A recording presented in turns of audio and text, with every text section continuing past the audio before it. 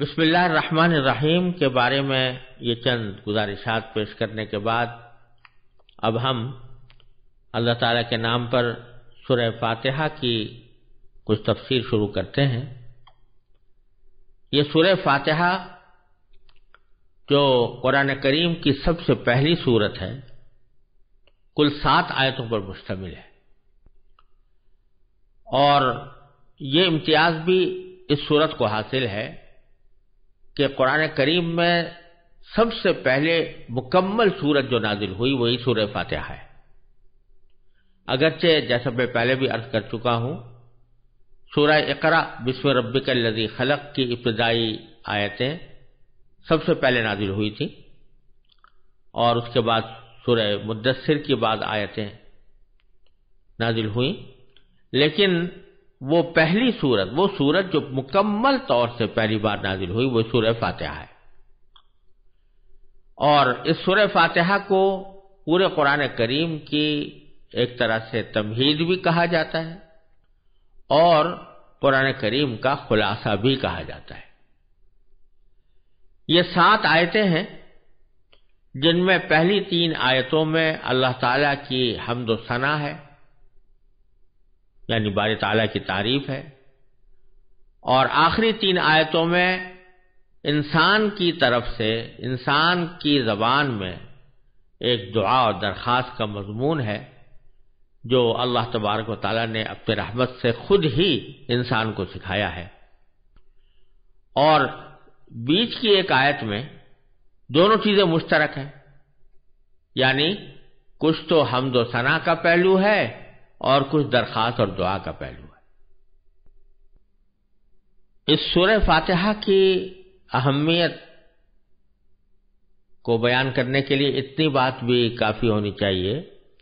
کہ اللہ تبارک و تعالیٰ نے اسی سورت کو اس کام کے لیے منتخب فرمایا ہے کہ نہ صرف ہر نماز میں بلکہ نماز کی ہر رکعت میں اس کا پڑھنا ضروری قرار دیا گیا ہے۔ اور ایک حدیث میں نبی کریم سرور دو عالم صلی اللہ علیہ وسلم کا یہ ارشاد ہے کہ لا صلاۃ لمن لم یقرأ بفاتحۃ الکتاب، جو شخص سورہ فاتحہ نہ پڑھے اس کی نماز ہی نہیں ہوتی۔ تو سورہ فاتحہ نماز کا لازمی جز قرار دے کر یہ فرما دیا گیا ہے کہ وہ ہر نماز میں پڑھی جائے گی۔ اس سے اس کی اہمیت واضح ہوتی ہے۔ اور اس میں ایک حدیث حضرت ابو ہریرہ رضی اللہ تعالیٰ عنہ سے مروی ہے، اور امام مسلم نے اپنی صحیح میں اس کو روایت کیا ہے کہ رسول کریم سرور دو عالم صلی اللہ علیہ وسلم نے فرمایا کہ اللہ تبارک و تعالی نے فرمایا ہے کہ نماز یعنی سورہ فاتحہ میرے اور میرے بندے کے درمیان 2 حصوں میں تقسیم کر دی گئی ہے، جن میں سے آدھا حصہ میرے لیے ہے اور آدھا حصہ میرے بندے کے لیے، اور جو کچھ میرا بندہ مانگتا ہے وہ اس کو دیا جائے گا۔ پھر اس کی تفصیل نبی کریم صلی اللہ علیہ وسلم نے اس طرح بیان فرمائی کہ بندہ جب نماز میں یہ کہتا ہے کہ الحمدللہ رب العالمین، جس کا معنی یہ ہے کہ تمام تعریفیں اللہ کی ہیں جو تمام جہانوں کا پروردگار ہے، تو اللہ تبارک و تعالی اس کے جواب میں فرماتے ہیں کہ حمدنی عبدی، یعنی میرے بندے نے میری حمد کی ہے، میری تعریف کی ہے۔ اور جب وہ کہتا ہے الرحمن الرحیم، تو اللہ تعالیٰ فرماتا ہے کہ اثنا علی عبدی، کہ میرے بندے نے میری پھر تعریف کی ہے۔ اور جب بندہ کہتا ہے مالک یوم الدین، تو اللہ تعالیٰ فرماتے ہیں کہ میرے بندے نے میری بزرگی بیان کی، یعنی مجدنی عبدی، میرے بندے نے میری بزرگی بیان کی ہے۔ اور جب بندے کے درمیان، اور یہ آیت یعنی ایاک نعبد و ایاک نستعین، یہ میرے اور میرے بندے کے درمیان مشترک ہے، کیونکہ ایاک نعبد کے معنی ہے کہ ہم تیری ہی عبادت کرتے ہیں، تو یہ تو ایک طرح سے اللہ تعالیٰ کی حمد و ثنا ہے، ہم آپ کی عبادت کرتے ہیں۔ اور دوسرا جملہ ہے ایاک نستعین، جس کے معنی ہے کہ تجھی سے مدد مانگتے ہیں، تو دوسرا پہلو بندے کی دعا و درخواست کا ہے، اس لیے یہ فرمایا گیا کہ یہ میرے اور میرے بندے کے درمیان مشترک ہے، لیکن ساتھ ہی باری تعالیٰ یہ فرماتے ہیں کہ میرے بندے کو وہ چیز ملے گی جو اس نے مانگی۔ پھر جب بندہ کہتا ہے کہ اہدنا الصراط المستقیم، جس کے معنی یہ ہے کہ ہمیں سیدھے راستے کی ہدایت عطا فرما، تو حق تعالیٰ اس کے جواب میں فرماتے ہیں کہ یہ سب میرے بندے کے لیے ہے اور اس کو وہ چیز ملے گی جو اس نے مانگی، یعنی صراط مستقیم مانگ رہا ہے تو اس کو صراط مستقیم عطا ہوگی۔ یہ تفصیل صحیح مسلم میں حضرت ابو ہریرہ رضی اللہ تعالیٰ عنہ نے نبی کریم سرور دو عالم صلی اللہ علیہ وسلم سے نقل فرمائی ہے، اور اسی حدیث کی وجہ سے علماء کرام نے یہ فرمایا ہے کہ جب آدمی سورہ فاتحہ کی تلاوت کرے تو نماز کے اندر اس کی ہر آیت پر وقف کرنا چاہیے، یعنی الحمدللہ رب العالمین کہا، تھوڑی دیر ٹھہرے، اور تصور اگر یہ کیا جائے کہ اس کے جواب میں اللہ تبارک و تعالیٰ فرما رہے ہیں حمدنی عبدی، یعنی میرے بندے نے میری تعریف کی ہے، تو اور زیادہ بہتر ہے۔ اور اسی طرح جب الرحمن الرحیم کہے تو تھوڑی دیر ٹھہرے، یعنی ایک لمحے کے لیے ٹھہر جائے اور تصور کرے کہ میرے پروردگار نے اس کے جواب میں یہ فرمایا کہ اثنا علی عبدی، یعنی میرے بندے نے میری ثنا کی ہے۔ اور جب مالک یوم الدین کہے تو پھر ٹھہر جائے ایک لمحے کے لیے اور یہ تصور کرے کہ باری تعالیٰ نے فرمایا کہ مجدنی عبدی، میرے بندے نے میری بزرگی بیان کی ہے۔ اور اسی طرح ایاک نعبد و ایاک نستعین اور اہدنا الصراط المستقیم میں بھی۔ تو ہر آیت پر وقف کرنا زیادہ بہتر ہے، اور علماء کرام یہ فرماتے ہیں کہ ایسی یہ بات کوئی اچھی نہیں لگتی کہ ہر فقرے کے جواب میں اللہ تبارک و تعالیٰ کچھ فرما رہے ہوں اور آپ بخٹوٹ آگے بڑھتے چلے جائیں اور ان الفاظ کا یا اس جواب کا کوئی انتظار یا اس کا کوئی موقع آپ نہ چھوڑیں اپنی تلاوت کے درمیان، تو یہ اچھی بات نہیں ہے۔ اس لیے علماء کرام نے فرمایا کہ ہر آیت پر تھوڑا وقف کر کے اس کو پڑھنا چاہیے۔ اب اس سورہ فاتحہ کی سب سے پہلی آیت ہے الحمدللہ رب العالمین۔ اس کا ترجمہ یہ ہے کہ تمام تعریفیں اللہ کی ہیں جو تمام جہانوں کا پروردگار ہے۔ یہ آیت ہے تو چھوٹی سی، لیکن اس کے دو حصے ہیں۔ ایک میں اللہ تعالیٰ کی تعریفیں بیان کرنے کا ذکر ہے، اور دوسرے میں اللہ تبارک و تعالیٰ کی خاص صفت یعنی رب العالمین بیان فرمائی گئی ہے۔ جہاں تک پہلے جملے کا تعلق ہے کہ الحمدللہ، اس کے معنی یہ ہے کہ تمام تعریفیں اللہ کی ہیں۔ حمد کا لفظ عربی زبان میں تعریف کے لیے بھی استعمال ہوتا ہے اور شکر کے لیے بھی استعمال ہوتا ہے۔ یہاں دونوں ترجمے کیے جا سکتے ہیں، لیکن تعریف کا ترجمہ کرنا اس لیے زیادہ بہتر ہے کہ یہ شکر کو بھی شامل ہے۔ تعریف زیادہ عام چیز ہے اور شکر خاص چیز ہے، تو اللہ تبارک و تعالیٰ دونوں کا مستحق ہے، یعنی اس کی تعریف بھی ہونی چاہیے، اس کا شکر بھی ادا کرنا چاہیے۔ لہذا اس کا جب ہم ترجمہ تعریف سے کریں گے تو اس میں شکر خود بخود شامل ہو جائے گا، اور شکر خود بخود اس درجہ شامل ہو گیا ہے کہ الحمدللہ کا لفظ یہ اللہ تعالیٰ کا شکر ادا کرنے کے لیے ایک مشہور فقرہ بن چکا ہے،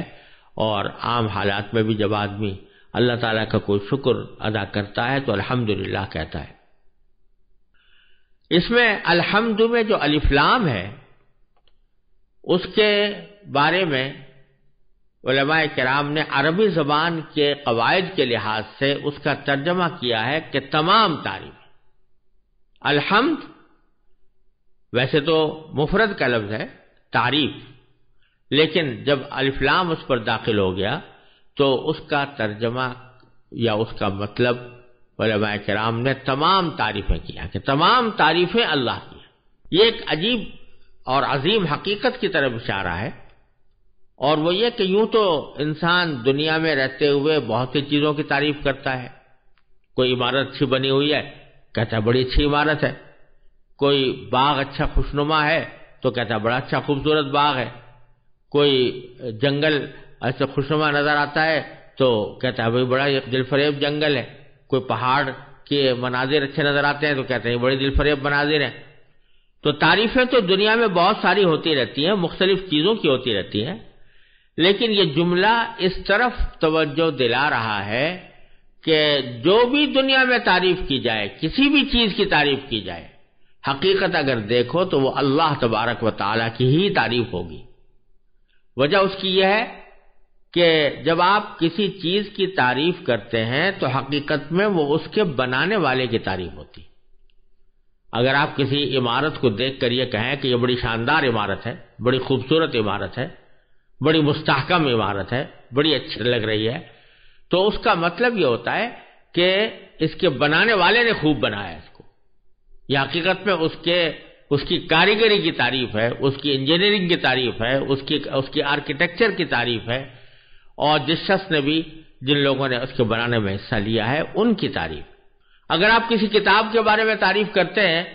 کہ یہ فلاں کتاب بڑی اچھی ہے، بڑی مفید ہے، بڑی نافع ہے، اس کو پڑھنے سے بڑا فائدہ ہوتا ہے، تو حقیقت میں وہ کتاب کی تعریف نہیں ہوتی بلکہ کتاب لکھنے والے کی تعریف ہوتی ہے کہ اس نے اس کو بہترین طریقے سے لکھا. تو یہ ایک عام دستور کی بات ہے کہ کسی بھی چیز کی تعریف حقیقت میں اس کے بنانے والے کی تعریف ہوتی ہے، اس کے موجد کی تعریف ہوتی ہے.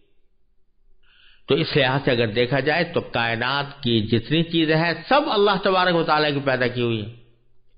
جب اللہ تبارک و تعالیٰ کی پیدا کی ہوئی ہے تو ان کی اگر کوئی تعریف کی جائے گی تو پھر وہ حقیقت میں اللہ تعالیٰ ہی کی تعریف ہوگی. اگر آپ کسی پھول کو دیکھ کر کہہ رہے ہیں کہ بڑا خوبصورت ہے تو مطلب اس کا یہ ہے کہ بنانے والا بڑا عظیم الشان ہے، یعنی اللہ تبارک و تعالیٰ. اگر آپ کسی باغ کو دیکھ کر کہہ رہے ہیں کہ یہ بڑا خوبصورت ہے تو حقیقت میں وہ اللہ تبارک و تعالیٰ کی تعریف ہے. اگر آپ کسی آسمان کے اوپر نظر آنے والے ستاروں کی تعریف کر رہے ہیں کہ یہ بڑے چمکدار ہیں، بڑے خوبصورت ہیں، تو حقیقت میں وہ اللہ تعالیٰ کی تعریف ہے، اس لیے کہ وہ اللہ تعالیٰ ہی کے بنائے ہوئے ہیں. تو الحمدللہ کا جملہ جو ہے یہ اس حقیقت کی طرف اشارہ کر رہا ہے کہ دنیا میں کوئی چیز حقیقت میں براہ راست قابل تعریف نہیں. اگر کوئی چیز قابل تعریف ہے تو وہ اللہ تبارک و تعالیٰ کی ذات ہے اور اسی کی طرف تمام تعریفیں لوٹتی ہیں. یہ معنی ہوئے الحمدللہ. اور پھر جو اگلا جملہ ہے کہ جو تمام جہانوں کا پروردگار ہے، رب العالمین، تو اگر غور سے دیکھو تو یہ پہلے جملے کی دلیل ہے. الحمدللہ کے معنی ہوئے تمام تعریفیں اللہ کی ہیں، رب العالمین اس کی دلیل ہے. کیوں ہے؟ اس لیے کہ وہی پروردگار ہے تمام جہانوں کا. تمام جہان اسی کے پیدا کیے ہوئے ہیں، نہ صرف پیدا کیے ہوئے ہیں بلکہ ان کی پرورش وہی کر رہا ہے. ایک تو ہوتا ہے پیدا کرنا اور ایک ہوتا ہے اس کی پرورش کرنا. پرورش کرنے کے معنی یہ ہوتے ہیں کہ ہر زندگی کے ہر لمحے میں اس کو جس چیز کی بھی ضرورت ہے وہ مہیا کی جائے. تو رب العالمین کے معنی یہ ہوئے کہ اللہ تبارک و تعالی نے تمام جہانوں کو پیدا بھی کیا ہے اور پیدا کرنے کے بعد ان تمام جہانوں کو جس جس چیز کی ضرورت ہوتی ہے اس چیز کی فراہمی کا ذمہ بھی اللہ تعالی نے خود لے رکھا ہے اور وہی چیز اس کو پہنچائی جاتی ہے، جس کو قرآن کریم میں دوسری جگہ فرمایا وَمَا مِن دَابَّةٍ فِي الْأَرْضِ إِلَّا عَلَى اللَّهِ رِزْقُهَا يَعْلَمُ مُسْتَقَرَّهَا وَمُسْتَوْدَعَهَا، کہ زمین میں کوئی چیز ایسی نہیں ہے، کوئی حرکت کرنے والا کوئی جانور ایسا نہیں ہے کہ جس کا رزق اللہ نے اپنے ذمے نہ لے رکھا ہو، اور وہ رزق اس کو پہنچاتا ہے، اسی جگہ پہنچاتا ہے. تو رب وہ ہے کہ جو اس کے مصلحت کی خاطر اور اس کی حکمت کی خاطر اس کو فائدہ پہنچانے کے لیے اس کے خیر خواہی کے پیش نظر ایسے اقدامات کرے جس کی اس کو ضرورت ہے. تو باری تعالیٰ تمام کائنات کے لیے، تمام جہانوں کے لیے وہ یہ اسی طرح کی تربیت فرمانے والے ہیں، اور جو ذات اس طرح تربیت فرما رہی ہو تو ظاہر ہے کہ تعریف کی سزاوار اور اس کی اصل مستحق وہی ہے. اس لیے فرمایا گیا کہ تمام تعریفیں اللہ کی ہیں جو تمام جہانوں کا پروردگار ہے۔ اور عالمین کا لفظ جو یہاں پر استعمال کیا گیا ہے، جہانوں،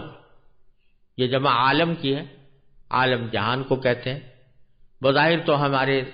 نظر میں یوں محسوس ہوتا ہے کہ یہ ایک ہی عالم ہے جو ہمیں نظر آ رہا ہے، ایک ہی دنیا ہے جو ہمیں نظر آ رہی ہے،